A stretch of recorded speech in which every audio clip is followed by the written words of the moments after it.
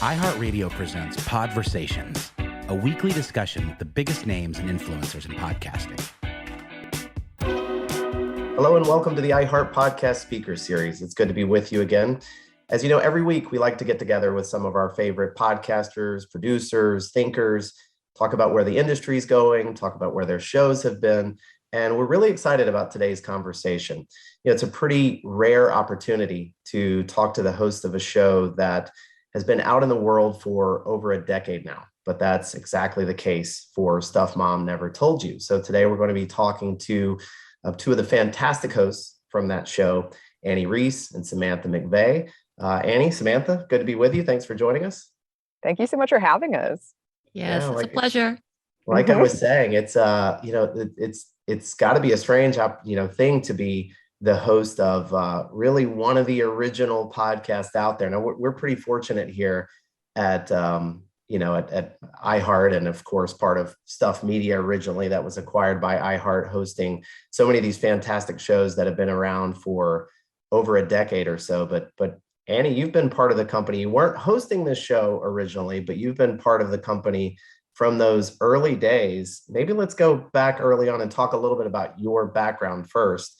Before you were hosting podcasts, before I think any of us even knew that podcasts would become such a huge thing, you were part of the company Stuff Media, or more publicly known as How Stuff Works. Tell us a little bit about your background, what you were doing, and any of those early thoughts on podcasts when we first started testing these things out. Yes, absolutely. So it's kind of a funny and long story, but in high school, I really, really wanted to direct documentaries. And I was very passionate about it. So I applied for a job at How Stuff Works online, and I got a message back, and they said, thank you for applying. You're a little young, maybe go out, get some training. And then if you still are interested, you can contact us again. And my parents, bless their hearts, were like, sweetie, you're never going to succeed in this industry. Oh dear. Yeah, no, they were very, you can still do it. You can be passionate about it, but maybe choose something where a job is more secure. You have a better chance of getting a job. So I went to college, not for documentary filmmaking or anything like that. And I had gotten a job to move to China. And I got a call from How Stuff Works. And it was 4 years later. I hadn't updated my resume or anything.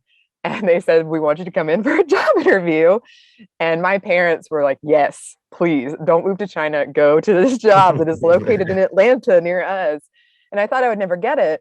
But I did. And I started as an intern. And right then, it was 2010. Nobody really knew what a podcast was. And I remember hearing that term around the office and thinking that doesn't sound like a thing. But I was an intern and I was starting, at the bottom. And my boss at the time was like, well, we want you to work on this podcast thing. I think it's going to be big. I think at the time, Apple really wanted it. So we're going to get you started on these podcasts. And I really didn't know. It's funny now because I've been in the industry so long. Yeah. But at the time, I had trouble describing what a podcast was to people. Mm-hmm. And they'd be like, isn't that just radio? I'm like, no, not quite. And now I feel like I'm a pro. But even then I was sort of like, I don't know if this is going to take off. But it really did. And I also was in charge of, at the time, answering fan mail for some of the shows. And I would hear people talk about how much they loved this new medium and they were so excited about it. And I was like, you know what? Maybe this is a thing. So I started in editing and then I moved to producing. And then about 4 or 5 years ago, I became a host. So I've kind of gone the whole podcasting cycle of life. I think you certainly earned it to have to be responding to all listener mail and things. And that's, we talk about that some, about how we realized that's when things were clicking. That's when we started realizing there is something here, because we started hearing from such a wide range of listeners, whether it was parents writing into How Stuff Works saying, I'm so glad that there are these awesome shows for my kids, or whether it's, it was people writing in from around the world, people in the military that were able to, finally listen to something that sounded, familiar to them and that they could feel like they could get an escape from what they were thinking about on a day-to-day basis. So that's pretty cool. But to go from the intern level to hosting one of the biggest shows in the world and one of the longest running shows, that's pretty cool. But Samantha, why don't we go to you as well? Tell us a little bit about your background. You haven't been here quite as long, but I still think you're considered a veteran now. I don't know whether you want to accept that title or not, but tell us a little bit about your background. When I think, when you think about people being thrown into things, you kind of automatically either have to be a professional and a veteran, or you're just going to sink. So hopefully I'm not sinking. That's the good news. Not at all. Yeah. So essentially I came in on the back end. Annie's already been through the gamut, hosting and honestly doing it by herself, running the show by herself, her and her producer at the point in time. And she and I had a sit down talking about what the show looked like. And one of the big issues at the time, I am a social worker. So I was coming from an advocacy background, and we were talking about the Me Too movement that was happening around the world, around the country, and how significant it was and why this needs to be a continued conversation. We got real deep. When it comes to Annie and I on the show or doing anything, we get on a very personal level and do an in-depth look at where we are in that time and how this affects us. And then the bigger picture of like, oh my gosh, this is a big thing that individually we feel this, we know this moment. This is really personal for us, but then having a collective and having a bigger picture and having a voice and really be able to sit together and realize we're not alone is a huge thing to this as well. So we came in with a small idea of like, let's do a mini series about what trauma looks like and what trauma looks like in the Me Too era, because for victims and for survivors, that's a continued thing. And when you hear it constantly, when you talk about it constantly, when it's on the news, and it seems so flippant for those who've never experienced that type of trauma, for the rest of us, it is huge and triggering, and why things like that are significant. And it's not just a movement or a moment. So we came in and had like what was supposed to be, I think, a 5 series to a 13 part series. And we decided, hey, this is working out really well. How about we continue this? Not gonna lie, I may have pushed it a little bit and be like, I can stay if you want me to. I'll just, keep going if you need me here. I'm good. I'm glad that you did, because not every 2 hosts have a terrific dynamic, and it's so critical to the success of a show. And the dynamic both of you had right off the bat was impressive, but to watch it develop and to, 2 hosts that it's hard to imagine them working apart at this point. But maybe let's back up for just a little bit for anyone who's watching or listening that maybe hasn't listened to Stuff Mom Never Told You. Let's talk a little bit about the mission of the show. And then maybe in a minute, I'd love to talk about how it's evolved, because, Samantha, to your point, the world has changed. We've all changed over the past 4, 5, 10 years, even in the past couple of years, as we have more, hopefully productive conversations around everything from, gender to society, social issues to whatever it may be, to think about how that may have pushed the show in certain directions. But just to back up a little bit, Annie, maybe I'll go to you first on this, just to talk about, the mission of the show, what you're hoping to accomplish when you produce each episode. Right. I think when I first started, the mission of the show was very like, let's have these conversations we're not having, like taboo topics, very research-based. And, some of the popular early topics were like, why do women shave and things like that. Right. And it has evolved, and I'm excited to talk about that in a minute. But it was, for me, as someone who was just out of college and editing this and producing it, because I started as an editor and producer on that show, I just remember listening to it and thinking, I wish somebody told me this. I wish I had known this, because I grew up in a small town and I wasn't exposed to these kinds of ideas or conversations a lot. So I feel the heart of the show is thinking about people like that, who are in a small town growing up, who feel isolated or marginalized or whatever it is, and listening to this and thinking, oh, finally, somebody's talking about this. Somebody's having these conversations. And it's very important to us that we look at anything and everything through an intersectional feminist lens. So I love, Samantha and I are very passionate about very different things. We have some overlap, but we have some different passions. And I'm a huge nerd. So it's really fun for me to like look at things that I love through this intersectional feminist lens. So we do like we have book clubs and we have feminist movie Fridays where we pick a movie and we just kind of dissect it. Yeah. But I feel like that's our kind of mission, is to remember the people we're doing this for and to make sure we're being intersectional and inclusive, and that we're growing together, that we are listening, and hopefully continually getting better. Samantha, maybe I'll toss it to you to think about it. I mean, obviously you were familiar with the show before you came on board as a co-host, but as you think about the show and where it's been and where you'd like to see it continue to evolve, maybe talk about that for a minute, if you don't mind. Right. So Annie kind of hit it on the head about the fact that we are very different in our interests. We overlap in that we are very supportive of each other and love learning about each other's passions. For me, social advocacy has always been something that's very important to me. In my social work background, working in investigating child abuse, to working with at-risk teens, to working with women in these issues, it kind of came to this point of like, okay, what do we see as the bigger needs as we look at where we are in the world and how things are changing and how things are becoming all onto a spectrum? Like we finally discovered that it's not just about this or that. It's not binary anymore. It is on a spectrum. And we want to lean into that and to understand that. So what does that look like when we represent it in whatever topic we're talking about? So one of the things that I love in doing this is that we get to have representation. For me, myself, as an Asian woman growing up in a very white world, seeing myself as represented has been phenomenal. Like one of the best things that's happening as we talk about different months, whether it's API or Black History Month, like there's something significant to this that we want to lean into and to grow. One of the things, one of the series that we've started up was called Women Around the World. We're trying to change that name, feels it's too binary, but we seek to see what people are doing around the world that should be celebrated today, instead of waiting till they're gone and giving them flowers after the fact, recognizing what they're doing, how big of a change they're trying to impact. And even though they feel like it's one person, this one person can have significant impact into the world. And we want to see that and recognize that. And it's a beautiful thing. Like when everything seems so dark and gross, being able to see that light for those who continue to fight is one of the greatest parts to this. And we want to make sure we're highlighting that as much as we're talking about, yeah, this is awful, but look at this good. Yeah.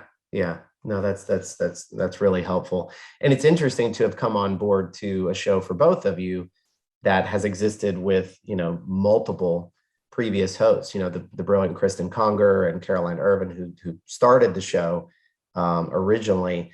And that's terrific. But I'm curious to know, what have some of the challenges been when you come into a show that has had, again, multiple previous hosts? What has that experience been like? Annie, maybe I'll start with you. It has been a challenging one. I will start by saying we also have the interesting pandemic experience. So we're coming from our home closets and we had to figure out, well, I'm coming from my closet. Samantha's in her living room. So we had to figure out that process and how to record from home. And it's actually worked out really great, but that sort of happened right when Samantha was coming on full time. Yeah. It was a difficult experience, because when people really connect to a podcast and to host, they feel like they're their friends. And I totally understand that feeling. Like you have these people in your ears and you're hearing about their lives and you feel like you're connecting with them and like, oh, I can relate to that. And so when hosts go, there's kind of a grieving process. Yeah. And you, as the hosts that are coming on, that, and you feel that pressure of like, well, I love the show. I care about the show. I care about the listeners.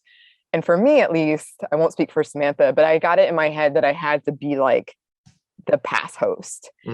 And through doing that, I wasn't being authentic. No one was happy. I wasn't happy. They weren't happy because you're not going to be that person. Right. So I took a moment and thought about what do I really like about this show? What did I like about what they were doing? What's important to me? What's unique to me that I can bring? And it wasn't an easy process, and it took a little bit. I'm always grateful to the podcast rule. Give me at least 50 episodes before you write me off completely, because you're figuring things out. But trying to find because you can find common ground. There was a reason I liked it and connected with it too. So finding that within you, being true to that, but then also being true to yourself and to the listeners. And so for me in particular, like I did bring a lot more nerdy content. Like all of a sudden there's like Star Wars stuff all the time. But I try to balance that with, I loved how the past hosts did all of this research and they presented it in a really accessible way. So we've kept that, but we've also become more personable, just finding those things where, we're never going to be them, but I think we can still give you the thing that you liked about it, but now it's just coming from a very nerdy person or something like that. Yeah. It's been fun to watch. I mean, you to really see the two of you making the show your own in a way. While, of course, there always being a nod to those who may have hosted previously or those who even started the show. But and I love that you think about it that way. But it's really fun, seeing you both get into such a good groove with it. Samantha, I'm curious to hear from you. What's your favorite part of making the podcast? Oh, wow. That's a big question. I think one of my favorite parts is that we do have free reign to be able to talk about so many issues. We know, again, when it comes to feminist issues, there's a lot of ups and downs, a lot of critiques. We are watched very closely by both sides, by fans and non-fans. So it's kind of one of those things that we have to definitely cater to, but at least we can stand our ground at the same time. People know what to expect when it comes to our show. Thank goodness the previous host has kind of established that already. Of course, I mean, this sounds dorky, but Annie and I are actually close friends. So working with someone that I love and trust in this way is probably one of the best parts. Having a family. And when I say family, I guess it's because I don't see anybody anymore. Again, we're all at home. My family consists of Annie and our producer, Christina and Maya, and having that network of people who come together and discuss the needs and the growth and how to grow the show. When we have a great idea, we love to egg each other on and being able to encourage each other. It's probably one of the best parts. Doing something that is not as high risk as when I was in the field is also interesting. It's a whole new world for me. So being able to grow and continue to learn, doing things like finding a subject that I'm really interested in and then just diving into it and getting to talk about it for 30 to 50 minutes is phenomenal. And being like, I'm so knowledgeable. Look at me. I researched this. Oh, I love that. What about for you, Annie? What's your favorite part? I am embarrassed, but I shouldn't be. I was also going to say working with Samantha. We are really good friends. And it's just it's a delight to work with somebody who you enjoy and who, we do support each other, we back each other up and we're there for each other. I also I love the research part too. I really feel like it's like at the montage scene in horror movies where they're like, it was this person. I love that aspect of it. Like, I'm going to look into this. I'm going to look into this. I'm going to look into this. And I get to do it for a bunch of nerdy stuff often. So that is great. But I also love hearing from the fans. You can, obviously it can be a very vulnerable experience.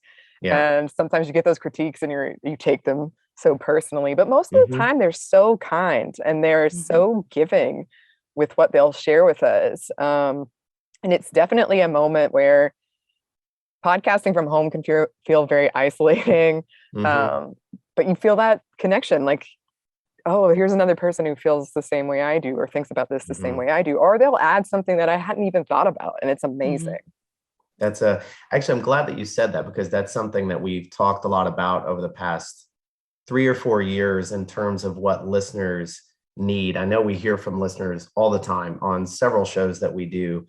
And it was almost like we saw a couple of very different needs and shifts within the podcast industry, previously. And of course, it's not as though true crime is not still a huge category. It obviously is a huge category, but it felt like starting, maybe 3 years ago, and then everything that we've been through over the past few years, it felt like people on one side of the spectrum needed just sort of an escape from all of that. It was like, I need something that makes me feel more comfortable. I need something that puts a smile on my face.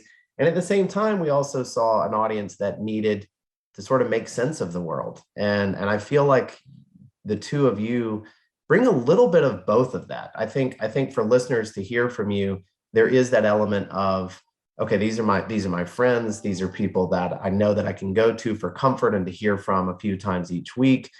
And at the same time, I know that I can go to them to help make sense of the world around us. I mean, you talk about really heavy and important and shifting topics. And I think that it's great that you're able to sort of serve both of those needs for listeners.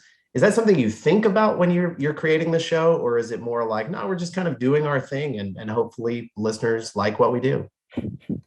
I think we think about this because we have to have that as well as some of these subjects that we even talk about is taxing. There's been some really emotional subjects that Andy and I both covered, and it gets us. We're very vulnerable to that as well. And so sometimes we're like, you know what? Let's do an episode on Sex and the City. So let's do a whole series where we rewatch this and just enjoy this and talk about it being problematic or enjoyable or eye-opening. And a lot of our listeners feel the same way. They're like, yes, we want to hear about the taxing issues and all of these things and how I feel bad about myself, but trying to get myself out. But oh my God, thank goodness we have this happy hour where we get to talk about movies, or we get to talk about a drink that this wonderful woman has created. And we get to talk about the history of this, having a variation of picking and choosing that day if we can handle it. And for us, it's really important if it is like a heavy subject. At the very beginning, we were like, hey, if you're not in for this today, if you're not filling up for this, don't listen to this. Wait for this. That's important to us as well, because we need that. I need that as a person who is very sensitive to so many things on TV. Don't get me started on Rogue One, which Annie did not prepare me for because I'm still upset about that movie. But having a good content warning, like that's important that we are being caring to our listeners as well as ourselves. Yeah. I think that's really important. Well, it really comes through, when both of you talk about the other as a good friend. And I'm glad that you do. It would have been a little bit awkward if one of you was like, I don't know, I'm just kind of in it for, the big podcast money. So it's good, but it really comes through when you hear the show that there is a very real connection between the two of you. The show is such a fantastic podcast, and I know holds a very real and special place for so many listeners for so many years now, and now having the opportunity to connect with the two of you. So again, for anybody who has not had the opportunity to check the show out, Stuff Mom Never Told You publishes multiple times every week from these two brilliant hosts, Annie, Samantha. Thanks again for spending some time with us. Thank you so much. Thank y'all. That's it for today, and we will talk to you again next week. Take care.